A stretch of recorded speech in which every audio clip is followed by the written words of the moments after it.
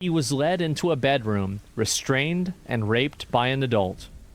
His mother's partner spoke to him as if what happened was normal, despite the considerable pain and emotional distress he felt. Wallace asked if he would receive a toy for what happened. He did receive one, but it was cheap and insignificant. Even then, he realized that there was no real compensation for what had happened to him. The same pattern of abuse occurred on multiple occasions. Wallace recalls seeing other boys and girls present who were usually restrained and drugged. He also recalls being drugged himself and losing consciousness. He would often wake alone or with other abused children, disoriented and distressed. This has long caused psychological damage. At one point, the police raided the property. They took Wallace outside and showed him adults one by one, asking if he recognized them. He said that he had been coached to say these men were his uncles, and that is what he said. He associated authority figures with fear and wanted to avoid saying what he believed might be the wrong thing. As a result, the police intervention did not protect him. No safeguarding followed, and he returned to the abusive environment.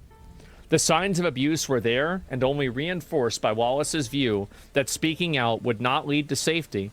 As an adult, he eventually attempted to report what had happened to him, a disclosure which took years. He expected to be treated as a victim of serious childhood sexual abuse, but instead his disclosure was treated as a mental health episode.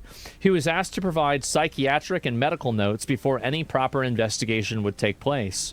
The lack of seriousness from the authorities resulted in Wallace's statements being recorded improperly.